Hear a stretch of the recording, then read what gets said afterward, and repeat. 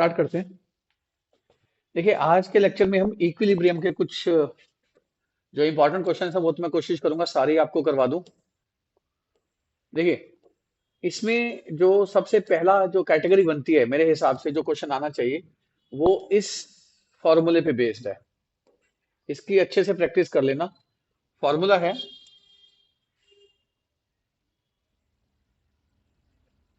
KP is equal to के C R T.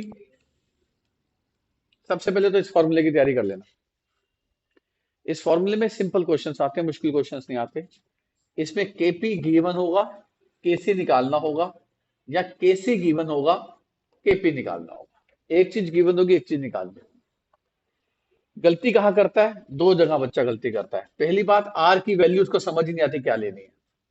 इस chapter में आर की वैल्यू इस न्यूमेरिकल को करते वक्त 0.0831 लेना।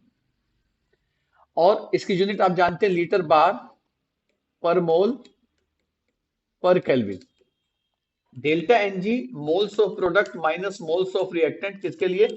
Only for gases. ये ध्यान देना, क्वेश्चन आसान। फिर कभी कभी आपसे ऐसे क्वेश्चन भी पूछ सकता है कि भी किस रिएक्शन का केपी बड़ा केसी बड़ा, उसमें कैसे करना है आपने।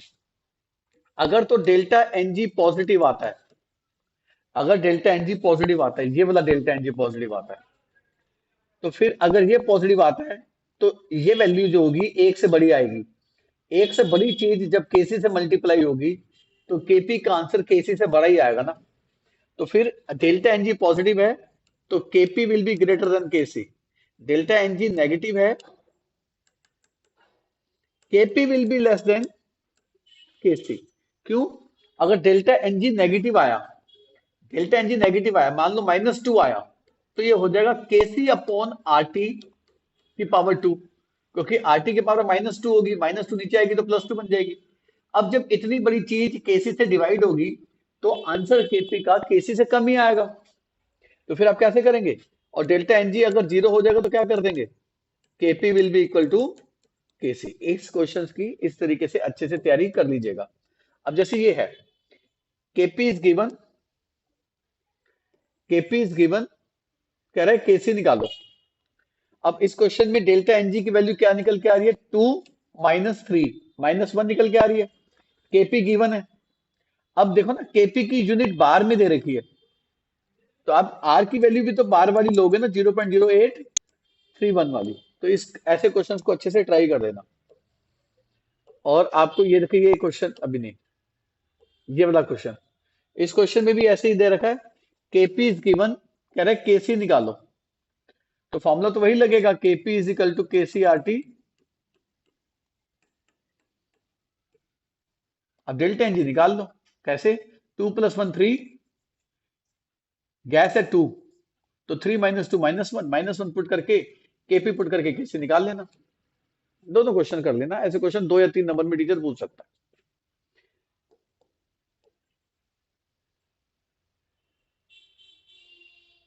अब इसमें तो केसी का एक्सप्रेशन ही बनाना है, प्रोडक्ट अपॉन रिएक्टेंट। बस प्रोडक्ट अपॉन रिएक्टेंट करते वक्त किस चीज का ध्यान देना होता है? सॉलिड और वाटर लिक्विड को नहीं लेना होता। अब जैसे इसको लेंगे तो क्या करेंगे? NO2 का पावर 4 इंटू O2 की पावर 1, ये लेंगे नहीं, ये लेंगे नहीं, तो इसका केसी इजिली आप एक्सप्रेस कर सकते हो। क्वेश्चन नंबर 7 बहुत इंपॉर्टेंट है, जिसमें कहता है कि भी क्यों प्योर सॉलिड और प्योर लिक्विड को इग्नोर करते हैं केसी का एक्सप्रेशन लिखते वक्त। क्योंकि प्योर सॉलिड और प्योर लिक्विड की जो कंसंट्रेशन होती है, that is directly proportional to density. Density is intensive property independent of amount, which means density will remain constant and hence the concentration will remain constant. तो constant चीज को ignore किया जा सकता है क्योंकि वो constant के सामने ही तो होती है ना बच्चों। तो क्वेश्चन इंपॉर्टेंट है, कर लेना।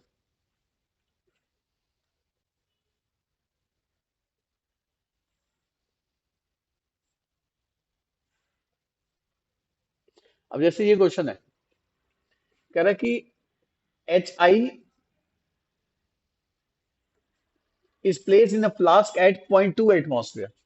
कह रहा है इसमें HI को 0.2 एटमोस्फेयर पे रखा हुआ है। At equilibrium the partial pressure of HI is 0.04। कह रहे इक्विलिब्रियम आने के बाद इसका प्रेशर 0.04 रह गया। अब इसका मतलब गया कितना, दिस माइनस दिस गया होगा, यानी कि 0.16 चला गया होगा। अब यहां देखो 2 से 1 और 1 बन रहा है, यानी कि 10 से 5 और 5 बनेंगे, 100 से 50 50 बनेंगे। 0.16 गया है, 0.16 गया है तो उसका आधा यहां बनेगा और आधा वहां बनेगा। 0.16 का आधा होता है 0.08 और इसका आधा हो गया 0.08। अब कह रहे हैं कि इसका केपी निकालो। केपी का फॉर्मूला क्या होता है? केपी का फॉर्मूला होता है pressure of product divided by pressure of reactant, और आगे 2 है तो इसका स्केयर हो जाएगा। तो 0.08 डिवाइडेड बाय 0.04 का स्केयर। अब ये क्वेश्चन भी बड़ा अच्छा है, मैंने टेस्ट में भी पूछा था ये आप लोगों से। इस क्वेश्चन में क्या करना है आपने, इसमें कह रहा है कि बैलेंस इक्वेशन देनी है। इसमें जो नीचे होते हैं वो रिएक्टेंट होते हैं, तो यानी कि 4NO गैस 6 वाटर। अब बच्चा इसको लिक्विड लिख देता है। अगर वाटर लिक्विड होता ना तो इसमें एक्सप्रेस ही ना करते कभी भी, तो वाटर को गैस फॉर्म में लेंगे आप। और कुछ बच्चे इसमें ऐसे एरो दिखा देते हैं तो भी नंबर नहीं मिलते। इक्विलिब्रियम है तो एरो किसका दिखाएंगे आप इसके अंदर, क्या बन जाएगा, 4 ammonia gas plus 5O2 gas. Important question है, कर जाना। अभी कुछ न्यूमेरिकल्स हैं, एक आधे मैं इसमें से करा देता हूँ। इस न्यूमेरिकल में देखिए, कह रहा है कि इक्विलिब्रियम कांस्टेंट 54.8 है। सारे तो नहीं करा पाऊंगा, मैक्सिमम जो एक जैसे हैं वो तो करा ही देता हूँ। कह रहा है के 54.8 है।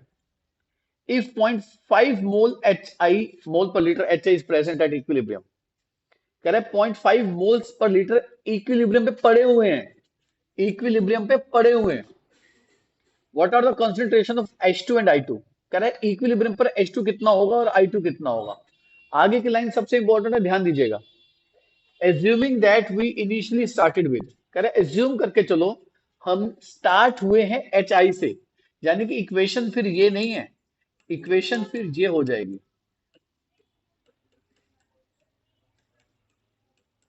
इक्वेशन फिर ये हो जाएगी कि हम HI से स्टार्ट हुए। और उसने कहा है कि इक्वेशन में HI से स्टार्ट हुए हैं तो इस रिएक्शन का K दे रखा था, तो उल्टी रिएक्शन का K कितना हो जाएगा, अब हो जाएगा K 54.8 हो जाएगा। फिर उसने कहा है कि इक्विलिब्रियम पर HI था कितना, 0.5 मोल पर लीटर था, तो 0.5 मोल पर लीटर इक्विलिब्रियम पे पड़ा हुआ है। आपने H2 और I2 निकालने हैं।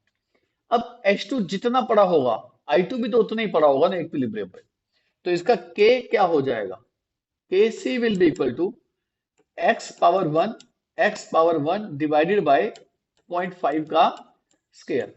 अब ये Kc के इक्वल है 1/54.8 के इक्वल है। अब ये भी स्केयर है, ये भी स्केयर है, तो इसको भी हटा दो और इसको भी हटा दो स्केयर में, और इधर कर दो स्केयर रूट। यहां से आप x की वैल्यू निकाल के आप आंसर को इक्वेट कर सकते हैं। समझ आ गया बच्चों?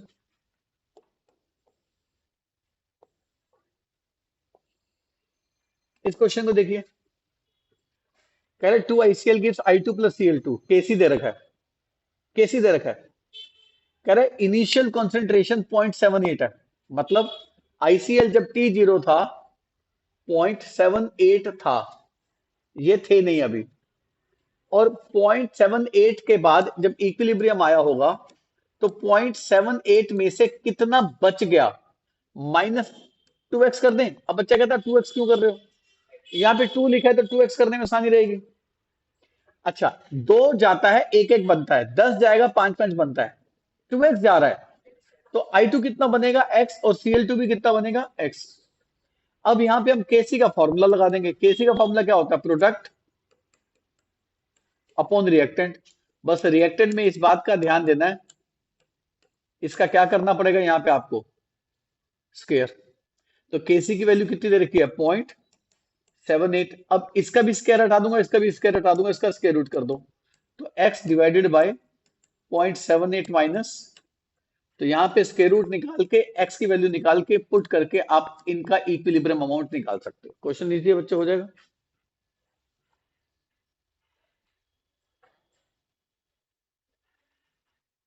बाकी सारे क्वेश्चन मैक्सिमम हमने कर रखे हैं, तो मैं मेन मेन क्वेश्चन ही करा रहा हूँ। अब इस क्वेश्चन में देखिए, इस क्वेश्चन में आपने इक्वेशन दे रखी है, केसी भी दे रखा है। कह रहा है एक पर्टिकुलर टाइम पे, मतलब किसी भी समय की जब बात करें, तो वो क्वेश्चन रिएक्शन क्वेश्चन से होता है, क्यों उसी से होता है। जब भी आपको ये दे दे कि किसी भी समय ये पाए गए, तो यानी कि फिर के नहीं निकलता, फिर क्या निकलता है, फिर क्यू निकलता है। कह रहा है किसी भी समय N2 इतना, H2 इतना और अमोनिया इतना पाया गया। कह रहा है रिएक्शन इक्विलिब्रियम में है या नहीं। देखो दो हिंट होते हैं ऐसे क्वेश्चंस में, जब लिख दे किसी भी समय और जब लिख दे कि इक्विलिब्रियम है या नहीं, तो फिर क्यू निकलता है। तो आप इस रिएक्शन में सबसे पहले क्या निकालेंगे, क्यूसी। क्यूसी का फॉर्मूला क्या होगा, प्रोडक्ट अपॉन रिएक्टेंट। इन तीनों की वैल्यूज पुट करो, दे रखी है, क्यूसी निकाल लो। क्यूसी अगर इससे बड़ा आया, अगर क्यूसी बड़ा आया केसी से, तो कह देना रिएक्शन बैकवर्ड में चल रही है। अगर क्यूसी कम आया किससे, केसी से, कहना रिएक्शन फॉरवर्ड में चल रही है। ये क्वेश्चन ऐसे ट्राई कर दीजिएगा, अच्छे और इंपॉर्टेंट क्वेश्चन होते हैं। सेम ऐसा एक क्वेश्चन एक सोल्ड एग्जाम्पल में दे रखा है एनसीईआरटी में, तो वहां से आप एक क्वेश्चन भी प्रैक्टिस कर लेना। उसमें ए प्लस बी गिव्स टू सी ऐसे करके कुछ क्वेश्चन, उसमें क्यू की वैल्यू 1 आती है, जितना मुझको याद है, उसको भी ट्राई कर लीजिएगा।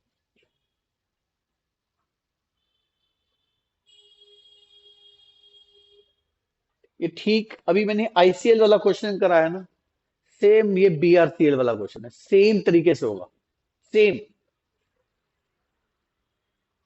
हाँ बच्चों, ली शर्टली प्रिंसिपल जो मुझे लगता है सबसे इंपॉर्टेंट एस्पेक्ट रहता है इसके अंदर, केमिकल इक्विलिब्रियम के अंदर, छोड़ के मत जाइएगा। टीचर 3 या 5 किसी भी नंबर का क्वेश्चन बना सकता है, 3 या 5। देखो जैसे इस क्वेश्चन को देखिए, इस क्वेश्चन में कह रहा है कि हमने प्रेशर को इंक्रीज किया, प्रेशर को इंक्रीज किया। अब इक्विलिब्रियम फॉरवर्ड जाएगा बैकवर्ड जाएगा।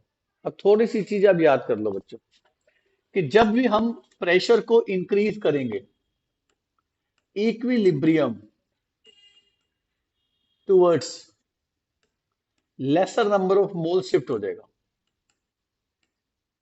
इक्विलिब्रियम कहां शिफ्ट हो जाएगा, जहां पर नंबर ऑफ मोल्स कम हो रहे हैं, वहां शिफ्ट हो जाएगा।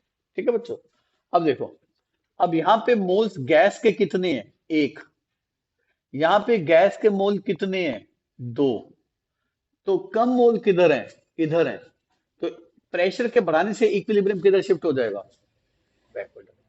कितना इजी क्वेश्चन है। आपने बस एक ही चीज तो याद करके जानी है कि प्रेशर के बढ़ाने से equilibrium will shift towards that direction which is accompanied with laser number of moles. आप लेसर नंबर ऑफ मोल में शिफ्ट कर दो वो।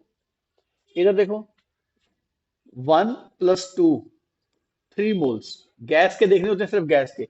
1 + 2, तो जब गैस के मोल्स चेंज ही नहीं हो रहे हैं, तो there is no effect of increase of pressure on the equilibrium. यानी कि इक्विलिब्रियम को प्रेशर का बढ़ाने से कोई फर्क नहीं पड़ेगा, क्योंकि गैस के मोल्स चेंज ही नहीं हुए। नेक्स्ट देखिए, ये सॉलिड मत ले लेना, CO2 गैस 1 मोल, CO गैस 2 मोल। अब मोल्स कम किधर हो रहे हैं, इधर। तो with increase in pressure equilibrium will shift in backward direction. आप बताओ इससे आसान क्या हो सकता है। ऐसे सेम क्वेश्चन आपको एमसीक्यू में भी आ सकते हैं। नेक्स्ट, 2 + 1 3 मोल, 1 मोल, तो equilibrium will shift in forward direction with increasing pressure. Please proper language लिखना, क्योंकि जब मैंने आपका टेस्ट चेक किया था, आप लोगों ने लैंग्वेज की धज्जियां उड़ा रखी थी। ठीक है जी। प्लीज जब आंसर्स दें तो लैंग्वेज बहुत प्रॉपर हो, ऊट पटांग लैंग्वेज में आंसर मत दें। बाकी दोनों पार्ट आपको ट्राई कर सकते हैं आज ही। अब ऐसे क्वेश्चन बनते हैं ना, तो बच्चा थोड़ा सा अपनी लापरवाही के चक्कर में नंबर कटवा लेता है, क्योंकि जो पूछा उसको ढंग से लिखता नहीं। एग्जाम्पल देता हूं, जब आपको लिखा है 28 का ए, तो आप आंसर लिखो, आंसर 28। मैं ए पार्ट लिख रहा हूं, पता ही नहीं होता बच्चा ए पार्ट लिख रहा है, बी लिख रहा है, सी लिख रहा है, और बी में कौन सा पार्ट लिख रहा है उसको पता ही नहीं। इतने छोटे बच्चे नहीं है कि आपको ये चीजें सिखाई जाए। अब ए पार्ट में क्या कर रहा है, एक्सप्रेशन ऑफ केपी लिखना है। केपी का एक्सप्रेशन क्या होगा, pressure of CO multiplied by pressure of hydrogen, pressure of methane, pressure of water. बस। अब आ जाओ, अब कौन सा क्वेश्चन का पार्ट करने लगे हो? बी पार्ट करने लगे हो ना। अब बी लिखो। अब बी में किसका आंसर देने लगे हो? वन का ना, तो वन लिखो।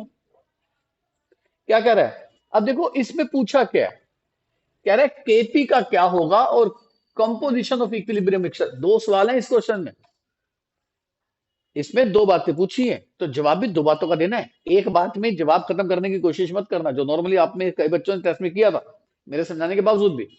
और दिखाते हैं क्या। इंक्रीजिंग प्रेशर, प्रेशर के इंक्रीज करने से, अभी मैंने बताया कि प्रेशर के इंक्रीज करने से equilibrium laser number of moles की तरफ भागता है। तो इधर 1 + 1 2 मोल्स हैं, इधर 2 1 + 3 4 मोल्स हैं, तो लेसर मोल्स किधर हैं? तो आप ये कहेंगे with increase in pressure equilibrium will shift towards that direction which is accompanied with lesser number of moles and hence will shift in backward direction। आप अपने आंसर की शुरुआत और अंत को अंडरलाइन कर दो। शुरुआत करी विद इंक्रीज इन प्रेशर, अंत किया will shift in backward direction, तो टीचर को पता चल जाएगा कि भैया प्रेशर के बढ़ाने से इक्विलिब्रियम बैकवर्ड जा रहा है। बच्चे ने सही चीज लिखी है, प्रॉपर आंसर तरीके से लिखे बच्चे। हाँ, अब कह रहे केपी का क्या होगा answer? There will be no effect on the value of KP. तो ये फर्स्ट पार्ट के दो आंसर लिखे हैं आपने। अब इस आंसर को बच्चा इसी आंसर में घुसेड़ देता है। अरे आप नेक्स्ट लाइन में आओ, लिखो with increase in pressure there is no effect on KP, KP will remain same. तो प्रॉपर आंसर तो दिखेगा ना टीचर को बच्चे ने क्या क्या लिखा है। सेकंड पार्ट क्या कह रहा है? Increasing temperature. मेरे बच्चों, टेम्परेचर इंक्रीज करने से इक्विलिब्रियम एंडो की तरफ भागता है, ये याद कर लो। जैसे आपने प्रेशर के लिए क्या याद किया कि प्रेशर के बढ़ाने से लेसर नंबर ऑफ मोल्स, ऐसे टेम्परेचर के बढ़ाने से टुवर्ड्स एंडोथर्मी का भी याद कर लो। आ जाओ। अब ये रिएक्शन जो है एंडोथर्मी का, उसने लिखा हुआ है क्वेश्चन में, देखो ऊपर, क्वेश्चन में ऊपर लिखा हुआ है, दिखाता हूं, ये देखो एंडोथर्मी का। यानी कि फॉरवर्ड जो है, यानी कि फॉरवर्ड जो है वो एंडो है और बैकवर्ड जो है वो, अब आप क्या कहेंगे? With increase in pressure equilibrium will shift in that direction which is accompanied with endothermic process and hence will shift in forward direction. अब आंसर है केपी का क्या होगा। देखो केपी टेम्परेचर के चेंज होने से चेंज होता है, इसमें केपी चेंज होगा। अगर टेम्परेचर वाले पार्ट में आंसर आ रहा है फॉरवर्ड में शिफ्ट होगा, मतलब प्रोडक्ट ज्यादा बनेंगे, तो फिर केपी भी बढ़ जाएगा। अगर टेम्परेचर के क्वेश्चन में बैकवर्ड आंसर आ रहा है आपका, तो केपी कम हो जाएगा। अब इस क्वेश्चन में आंसर क्या आ रहा था अभी? फॉरवर्ड। नेक्स्ट लाइन में लिख देना the value of KP will increase, जो नॉर्मली बच्चे भूल जाते हैं इस आंसर को लिखना।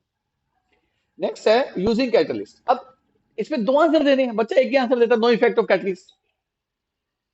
आप लिखो in presence of catalyst there will be no effect on the equilibrium mixture. ठीक है जी।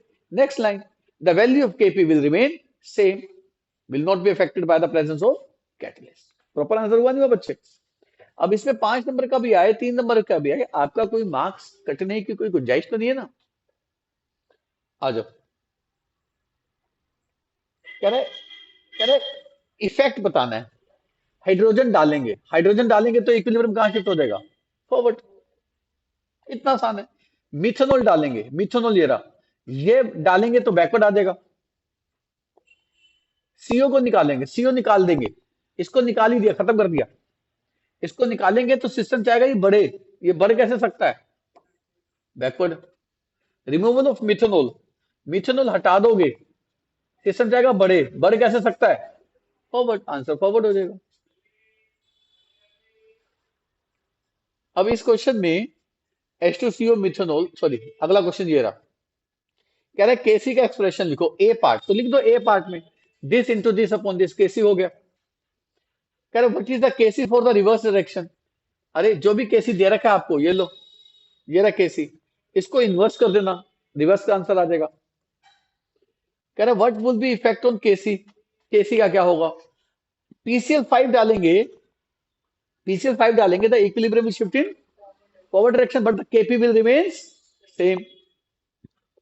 Kp को कॉन्सेंट्रेशन और प्रेशर से कोई फर्क नहीं पड़ता, टेम्परेचर से पड़ता, वो लिख देंगे अभी। Pressure is increase, when pressure is increase laser number of moles में जाएगा, equilibrium will shift in backward direction, Kp will remains same. Temperature is increase, endothermic है, अभी बताया। एंडोथर्मिक कहां से पता चल रहा है? डेल्टा एच लिखा तो प्लस में है, तो एंडो और एक्सो हो गया। तो temperature is increase, equilibrium will shift in that direction which is accompanied with endothermic process and hence will shift in forward direction, Kp will increase। Temperature में Kp इंक्रीज डिक्रीज होता है, Kc will increase। ठीक है जी, Kc will increase। हो जाएगा बच्चों question.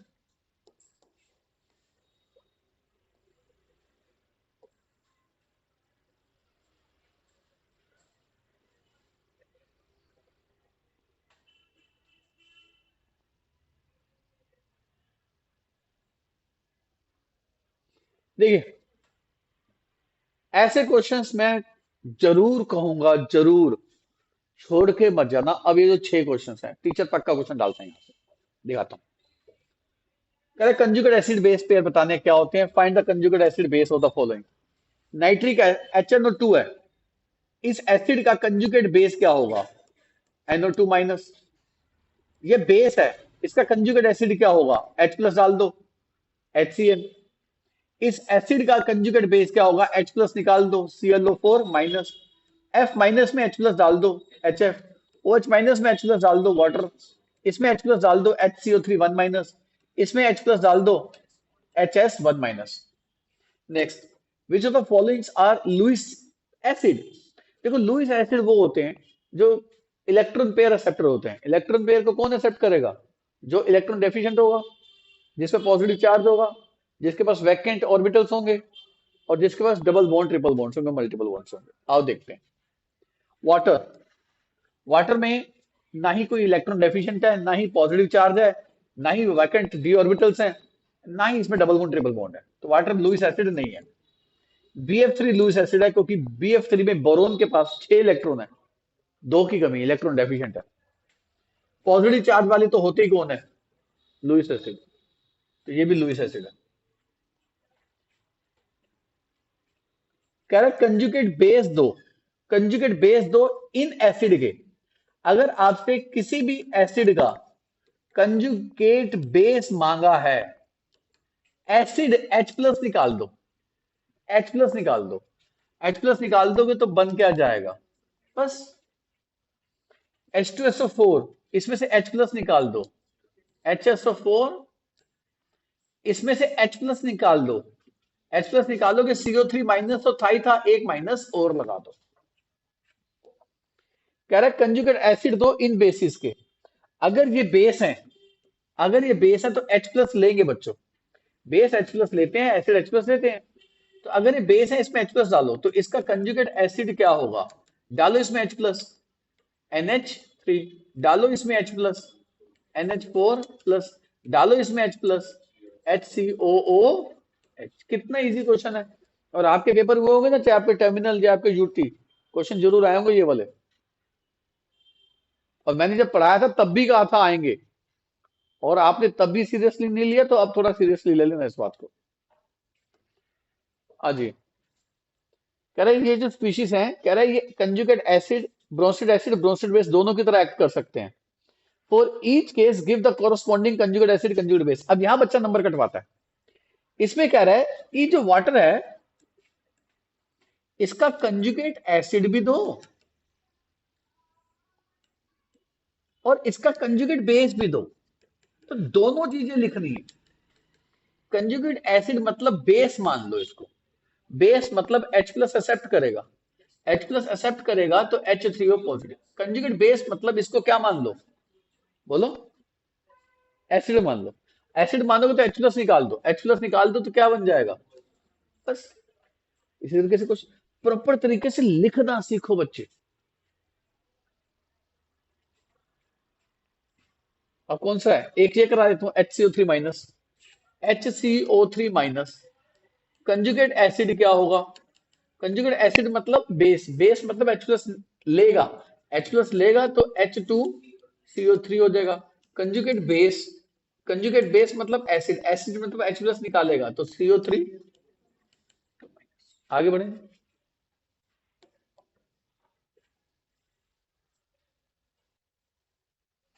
Classify the following into Lewis acid Lewis base, ये भी बड़ा इंपॉर्टेंट क्वेश्चन है। कह रहे हैं इनको लुईस एसिड लुईस बेस में क्लासिफाई करो। OH माइनस नेगेटिव है तो बेस, लुईस बेस। नेगेटिव है तो लुईस बेस, पॉजिटिव है तो लुईस एसिड, इलेक्ट्रॉन डेफिशिएंट है तो लुईस एसिड। ठीक है जी। अब कह रहे हैं ये H प्लस है, इस H प्लस से पीएच निकालो। अब पीएच का फॉर्मूला क्या बताया मैंने आपको, minus log of H plus, minus log log H plus. H plus की वैल्यू क्या दे रखी है, 3.8 10 raise to the power minus, तो माइनस लॉग 3.8 अलग हो जाएगा, plus log 10 raise to the power minus 3 अलग हो जाएगा। तो ये हो जाएगा। आपको इसकी वैल्यू एग्जाम में दी होगी, टेंशन मत लेना, एग्जाम में इसकी वैल्यू दी होगी। तो मान लो इसकी वैल्यू 0.58 है, लॉग 10 1 होता है, माइनस 3 आगे गिर जाएगा, तो माइनस करके आप आंसर निकाल लो। ठीक है, बाकी मैंने आपको सलाह दे ही रखी है, at least log 2 log 3 log 5 log 7 ये तो याद करके जाओ।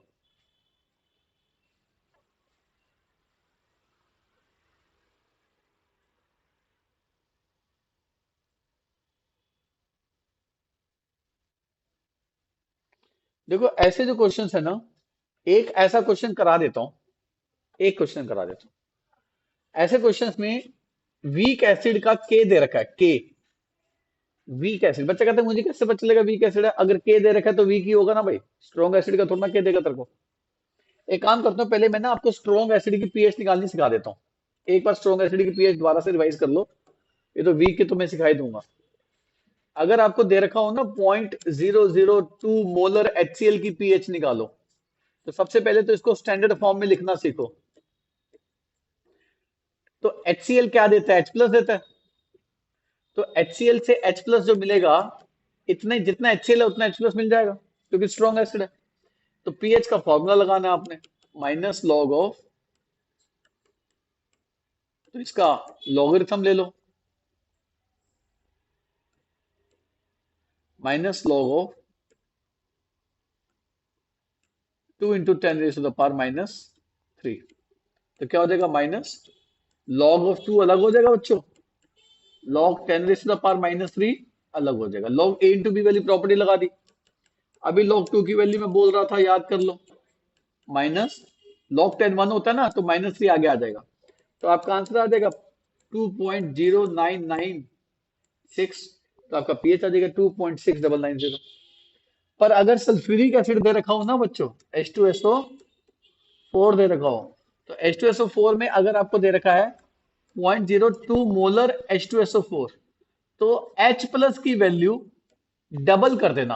क्यों डबल कर देना, क्योंकि सल्फ्यूरिक एसिड 2H प्लस देता है, तो जितना भी सल्फ्यूरिक एसिड होगा उससे डबल क्या प्रोड्यूस होगा, तो ये हो जाएगा 4 × 10⁻⁻, डबल हो जाएगा, H प्लस डबल ले लेना। बाकी आगे तो पीएच निकालनी है आपने।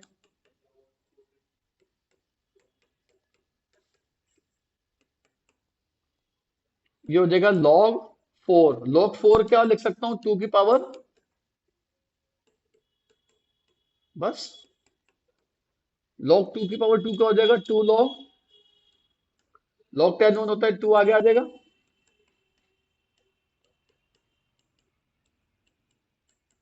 बस आगे कैलकुलेट कर लो, इसमें तो कोई दिक्कत नहीं है, बेस में दिक्कत करता है बच्चा। बेस में जैसे आपको आया 0.0003 मोलर KOH आया। अब इसमें ध्यान ये देना बच्चों, KOH आपको OH माइनस देगा, बेस आपको OH माइनस देगा, स्टैंडर्ड फॉर्म में आपको लिखना आता ही है। अब OH से आप पहले क्या निकालो, OH से आप पहले क्या निकालो, POH। ठीक है नी, POH का फॉर्मूला क्या बन जाएगा, माइनस लॉग ऑफ OH, जो PH का फॉर्मूला होता है वैसे POH का बन जाता है, कैलकुलेशन सेम ही रहेंगी। अब लॉग की प्रॉपर्टी लगा दो, log 3 minus sorry plus 10 raise to the power minus अब log 3 की वैल्यू मैंने अभी आपको बताई थी 0.4771 -4, log 10 1 होता है ना बच्चों। तो आपका आंसर आ जाएगा +3.9225। ये आपकी पीओएच चाहिए, पीएच नहीं आई है। तो मैं जब आपका टेस्ट लिया था तो मैक्सिमम बच्चों ने पीओएच में आंसर छोड़ दिया था। तो ये थोड़ा सा ये ध्यान दो। अब पीओएच पीएच 14 माइनस पीओएच, ये फॉर्मूला आपको पता होना चाहिए। पीएच और पीओएच का सम 14 होता है। तो बस 14 माइनस आपका ये आंसर है 3.5229। आप आंसर निकाल लो। ठीक है जी, 10 पॉइंट समथिंग आंसर आ जाएगा आपका। बेस की भी पीओएच निकाल लोगे तो बेस की पीओएच से पीएच निकाल लोगे। अब इसमें भी कई बच्चों ने इसका आंसर 11 पॉइंट समथिंग लिखा हुआ था, माइनस करने में गलती थी। इतनी कॉमन सेंस होनी चाहिए भाई। आ जाओ। अब ये जो क्वेश्चन है,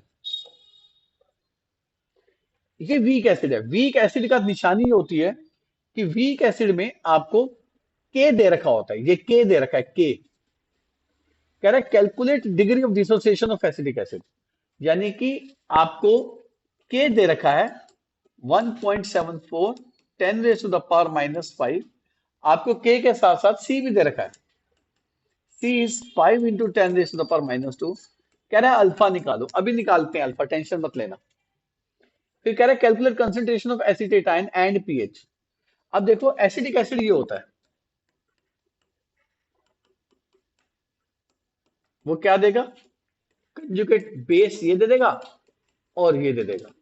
तो सी डैश डैश, सी में से कितना गया, सी अल्फा। क्या लिखते थे यहाँ पे, सी अल्फा और सी अल्फा, ये लिख देना। इसके बाद आप डायरेक्ट फॉर्मूला लगा सकते हो चाहो तो, K a is equal to C alpha square upon 1 minus alpha. K a is equal to, कैसे किया मैं बता देता हूँ, कहीं आप कहें कि सर आपने डायरेक्ट कर दिया। प्रोडक्ट अपॉन रिएक्टेंट करना है ना, तो C alpha into C alpha divided by C minus C alpha. तो सी कॉमन होके कट जाएगा, C alpha square upon 1 minus alpha बचेगा। आप 1 माइनस अल्फा को भी 1 मान लेना, तो आपका के ए जो बचेगा वो सी अल्फा स्केयर बचेगा। बचा क्या, अल्फा। अल्फा क्या हो जाएगा, अंडर रूट ऑफ के ए बाय सी। आपको के ए दे रखा है, सी दे रखा है, पुट करना है, यानी कि अंडर रूट के ए कितना 1.74 10 raise to the power minus 5 divided by C, 5 into 10 raise to the power -2। आप इसको डिवाइड कर दो। जब आप डिवाइड करोगे 0.34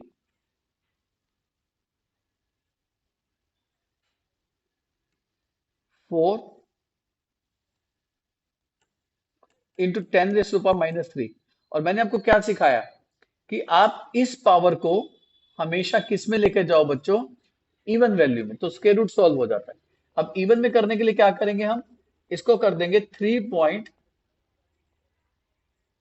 अब ये 10 की पावर -3 से हो जाएगी -4। ठीक है बच्चों। अब 10 की पावर -4 का स्क्वायर रूट क्या होता है, -2। अब √3, अब आप सारे बच्चे जानते हैं √3 की वैल्यू क्या होती है, 1.73। और √4 सारे बच्चे जानते हैं कितना होता है, 2 होता है। तो ये 1 पॉइंट, ये √3 और √4 के ठीक बीच में है ना, तो आप आंसर 1.73 और 2 के बीच में लिख दो कोई भी। ठीक है जी। तो आप इसको कर दो 1.87 कर दो चलो। तो आपके पास किसकी वैल्यू आ गई यहाँ पे, जल्दी बोलो। अल्फा की वैल्यू आ गई। एक चीज क्या पूछी थी उसने, क्या निकालने को कहा था उसने, calculate degree of dissociation. Alpha निकाल दिया। फिर उसने क्या, एसीटेट भी निकालो। अब एसीटेट की जो वैल्यू है वो सी अल्फा है। अल्फा आपने अभी निकाला है, सी आपको दिया हुआ था, ये रहा, मल्टीप्लाई करके एसीटेट भी निकाल देना।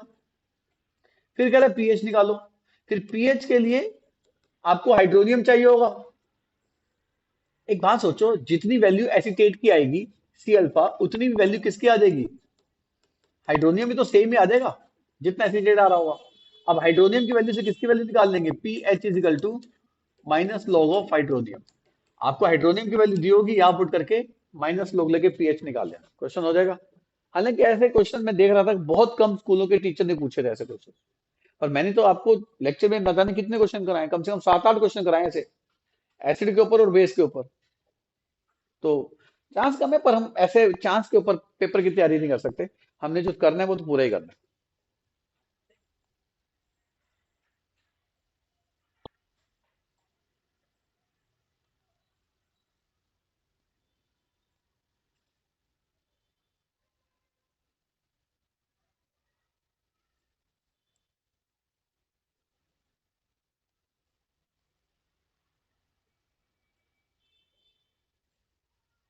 हाँ, ये क्वेश्चन भी इंपॉर्टेंट है कि इनमें से कौन सा सॉल्ट एसिडिक है, बेसिक है, न्यूट्रल है। ये तो 10th क्लास में भी किए होंगे आपने।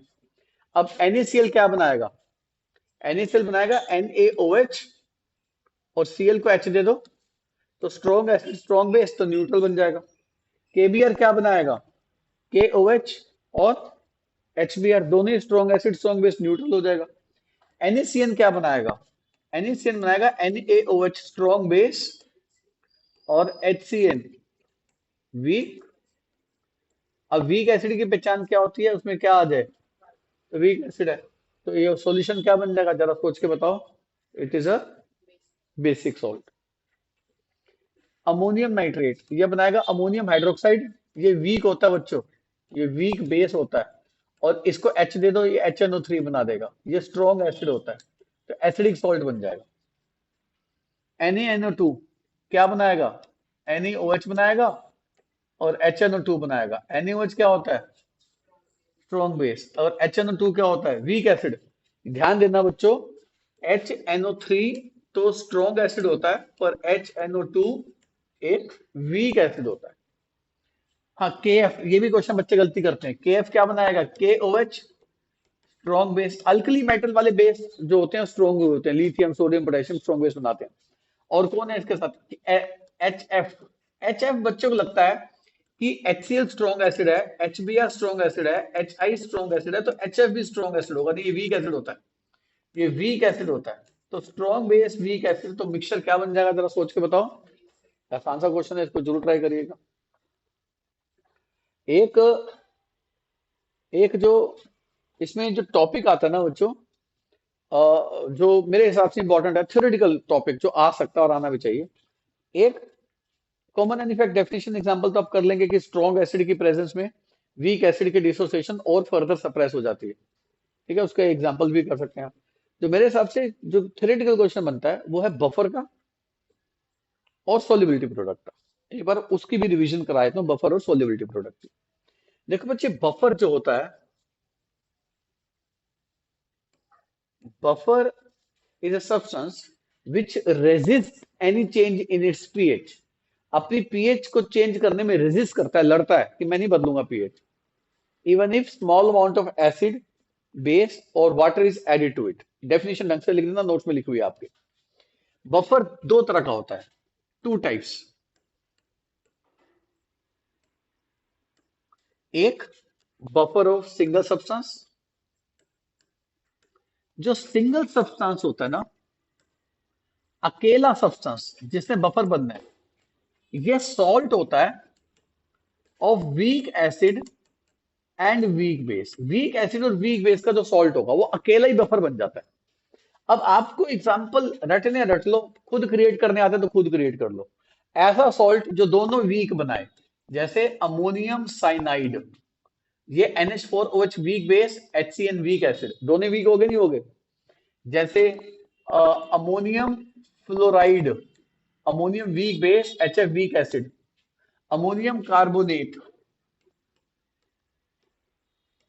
Ammonium weak base, H2CO3। H2CO3 मतलब कार्बन है ना, तो वीक एसिड वीक बेस, ये अकेले ही बफर बन जाएंगे।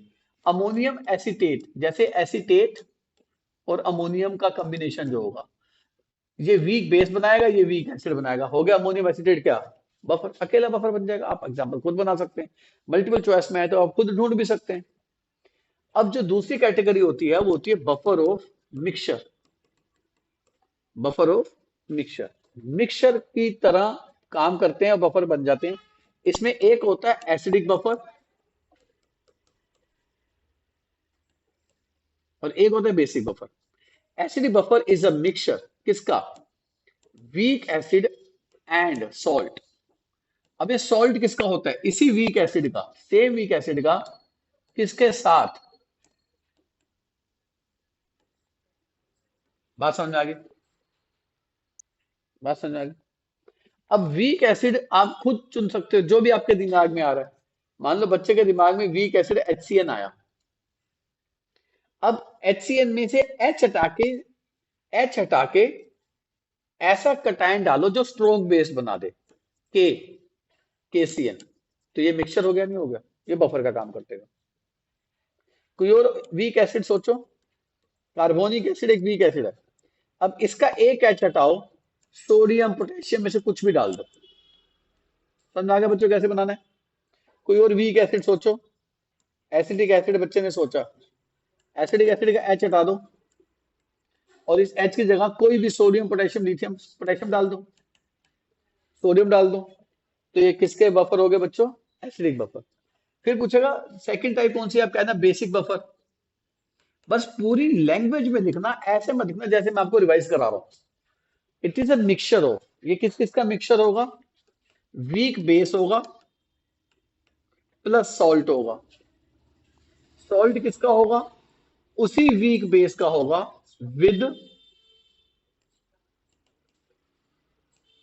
With strong. अब कोई एक वीक बेस चुन लो, अमोनियम। अब इस OH को हटा के ऐसा अनायन डालो जो स्ट्रॉन्ग एसिड बनाए। मैंने OH को हटा के Cl डाल दिया, क्योंकि HCl स्ट्रॉन्ग एसिड बनाता है। जैसे NH4OH, अमोनियम सल्फेट,